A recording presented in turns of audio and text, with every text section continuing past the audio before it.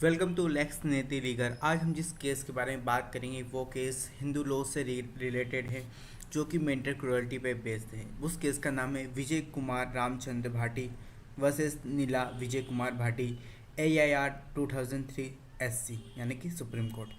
ठीक है, देखते हैं इस केस में क्या हुआ था। और ये एक लैंडमार्क केस है हिंदू लॉ का। बेसिकली हम इसके इंट्रोडक्शन की बात करते हैं तो ये एक लैंडमार्क केस है सुप्रीम कोर्ट का, deals with the concept of mental cruelty. ये बात करता है मेंटल क्रुएल्टी का as a ground of divorce. इस केस में मेन फोकस किया गया था कि हाँ, मेंटल क्रुएल्टी डिवोर्स का ग्राउंड होगा according to Hindu marriage act 1955। It explores the impact of baseless and deformity allegation made by spouse. इस केस में क्या हुआ था कि जो एक स्पाउस था उसने अगेंस्ट सेकेंड स्पाउस के बेसलेस डिफॉर्मिटी एलिगेशंस लगाए थे, जिससे उस पर्सनस की मेंटल क्रुएल्टी को बहुत हार्म हुआ था। एंड जस्टिफाइंग डिवोर्स का मेंटल क्रुएल्टी जस्टिफाई करता था डिवोर्स को, protection of dignity and honour with marriage.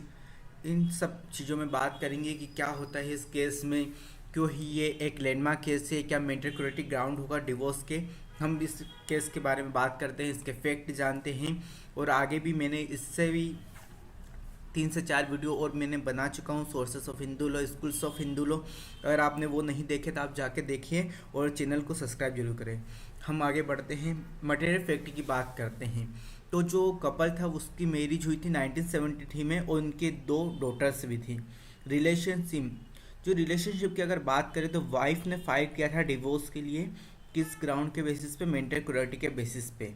वहीं हस्बैंड ने एक्यूज लगाया था इलेक्टिव रिलेशनशिप के, किसके, वाइफ के। और बाद में ये जो इलेक्टिव रिलेशनशिप का लगाया था वो विड्रॉ भी कर लिया था, यानी कि हस्बैंड ने बोला था कि उसकी वाइफ का संबंध किसी पड़ोसी के साथ में है, और फिर उसी स्टेटमेंट को बाद में विड्रॉ भी कर लिया था। कोर्ट के पास जब ये केस जाता है तो केस वो जो इलेक्टिव रिलेशनशिप का हस्बैंड ने हलफनामा दिया था उसकी बात करता है, क्या मेंटल क्रुएल्टी ग्राउंड होगा। इन सब चीज़ों की बात होती है यहाँ पर इस केस में। अब यहाँ पे इशू क्या इन्वॉल्व था इस केस में, तो whether baseless deformity allegation amount to mental cruelty, क्या बेसलेस से डिफॉर्मिटी जो रहता है उसको क्या मेंटल क्रुएल्टी मानते हैं। देखो, दो तरीके से क्रुएल्टी होती है। एक फिजिकल क्रुएल्टी जिसमें वन पर्सन दूसरे पर्सन को मारता है क्या नहीं है, और सेकेंड में क्या बेसलेस में, कि इसमें वो मेंटली उसको टॉर्चर करता है कि तू ऐसी है तू वैसी है, या फिर उसके खिलाफ कुछ बोलना, उसके परिवार के खिलाफ कुछ बोलना, तो वो मेंटल क्रुएल्टी में आता है। तो यहाँ पर मेन क्वेश्चन यही था कि मेंटल क्रुएल्टी ग्राउंड होगा डिवोर्स का। Whether such allegation justify divorce if withdraw. बात ये हो रही है, अगर ऐसे एलिगेशन लगाए जाते हैं हस्बैंड के द्वारा वाइफ के ऊपर, जो कि बाद में विड्रॉ भी कर लिए गए हैं, तो भी क्या ये एक डिवोर्स का ग्राउंड बनता है। The nature and proof of mental cruelty is marriage law. तो यहाँ पर बोला जाता है कि जो नेचर है और प्रूफ ऑफ मेंटल क्रुएल्टी, ये मैरिज के अंदर अगर क्रुएल्टी की हम बात करते हैं तो यहाँ पर फिजिकल क्रुएल्टी, मेंटल क्रुएल्टी दोनों की बात की जाएगी। ये यहाँ पर इशू आए थे, क्या baseless deformity allegation mental cruelty involve करता है, जो एलिगेशन लगाते हैं वो बाद में विड्रॉ कर लिए जाते हैं, तो इससे क्या डिवोर्स दे सकते हैं, कोई डिवोर्स के लिए अप्लाई कर सकता है। अगर हम आर्ग्यूमेंट्स की बात करें, जो वाइफ के थ्रू आर्गूमेंट्स आया था, एलिगेशन एक्यूज मेंटल सफरिंग, उन्होंने बोला था कि मेरे पति ने मेरे ऊपर कैरेक्टर को हार्म करा है, मेरे ऊपर गलत डिफॉर्मेटिव स्टेटमेंट दिया है, जिससे मेरी मेंटल क्रुएल्टी हार्म हुई है। एक तो फिजिकल होती, फिजिकल में आप बीट कर रहे हो, अपनी पत्नी को मार रहा है पति, लेकिन यहाँ पर क्या हो रहा है कि वो उसके बारे में गलत इन्फॉर्मेशन दे रहा है, गलत उसके ऊपर एलिगेशन लगा रहा है। वहीं हस्बैंड ने बोला था कि जो एलिगेशन मैंने लगाए थे वो मैंने विड्रॉ भी कर लिए थे। क्या जब भी वो जो वीडियो कर लिया था वो केस होगा डिवोर्स का। तो the court examine evidence of harm cause by allegation. तो कोर्ट ने यहाँ पे एग्जामिन करा था कि जो हस्बैंड ने वाइफ के ऊपर एलिगेशंस लगाए थे वो क्या हार्म करता है वाइफ का मेंटल हेल्थ को, ये कोर्ट ने यहाँ पर जांचने की कोशिश करी थी। अगर हम सुप्रीम कोर्ट का ऑब्जर्वेशन देखते हैं कि सुप्रीम कोर्ट ने इस केस में क्या बोला था, क्योंकि मेंटल क्रुएल्टी क्या ग्राउंड है इसके लिए, सुप्रीम कोर्ट ने यहाँ पे बोला था कि फॉल्स एक्विजिशन और immorality are a serious form of mental cruelty. जी हाँ, कोर्ट ने बोला था अगर आप किसी के बारे में गलत स्टेटमेंट देते हो और जो आपकी वाइफ है आप उसके बारे में गलत स्टेटमेंट देते हो, एक मेंटल क्रुएल्टी है। और इस एलिगेशन पे जो स्पाउस है, यानी कौन, जिसके भी अगर यहाँ इस केस में तो जैसे कि हस्बैंड ने वाइफ के ऊपर लगाया, लेकिन कभी कभी वाइफ भी हस्बैंड पे लगा सकती है। तो बोला है कि इसमें जो डिग्निटी है और मेंटल हेल्थ है वो दोनों का आप वॉयलेशन कर रहे हो। Article 21 protection life and personal liberty, वहाँ पे भी आप उसके लाइफ के बारे में कुछ भी बोल रहे हो, आप उसका हार्म कर रहे हो। और यहाँ पे मेंटल हेल्थ है उसकी ख़राब कर रहे हो। ठीक है, यहाँ पे मेंटल क्रूरटी यहाँ पे साबित हो रही है। और अगर आप विड्रॉ भी कर सकते हो, लेकिन जो हार्म हुआ है वाइफ को, क्या उसको पूर्ण कर सकते हो आप, क्या उसकी पूर्ति कर सकते हैं, यहाँ पर कोर्ट ने बोला था। और कोर्ट ने बोला था कि अगर डिवोर्स की बात करें तो वो मेंटल क्रूरटी पर डिवोर्स दिया जा सकता है।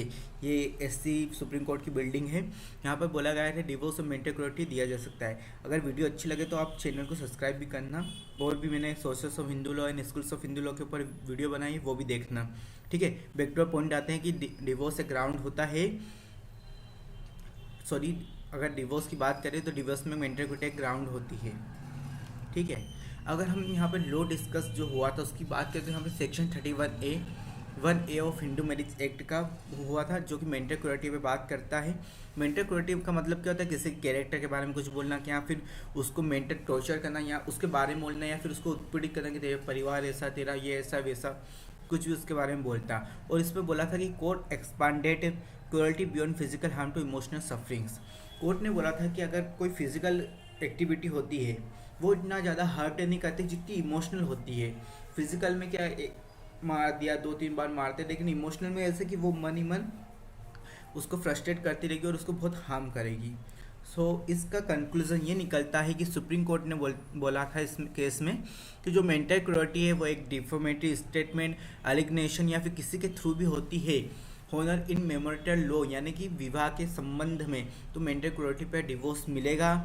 ठीक है, और बोला था कि it is an important precedent for cases involving mental cruelty. और ये एक बहुत बड़ा इंपॉर्टेंट प्रेसिडेंट है, प्रेसिडेंट यानी कि जजमेंट है, जो कि मेंटल क्रूरटी पे फोकस करता है। ठीक है, अगर आपको वीडियो अच्छी लगी तो आप चैनल को सब्सक्राइब करें।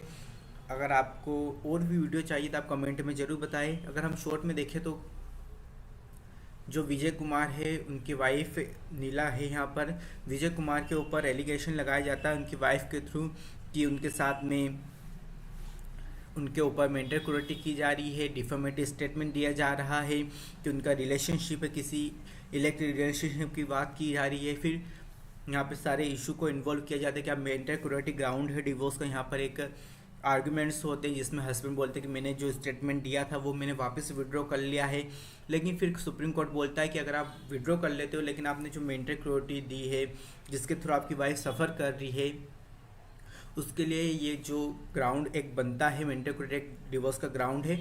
और इसकी बुनियाद पे section 1A of Hindu marriage act के जो क्रूरटी है जिसमें फिजिकल और मेंटल दोनों आती है, तो फिजिकल क्रूरटी की यहाँ पर बात नहीं की गई, यहाँ पर मेंटल क्रूरटी की बात की गई है। और बोला है कि मेंटल क्रूरटी भी एक ग्राउंड है डिवोर्स का, और उसके पॉइंट ऑफ व्यू से यहाँ पे डिवोर्स मिल जाता है। अगर आपको वीडियो अच्छी लगे तो आप चैनल को सब्सक्राइब करें, लाइक करें और आधे से ज़्यादा वीडियो को शेयर करें।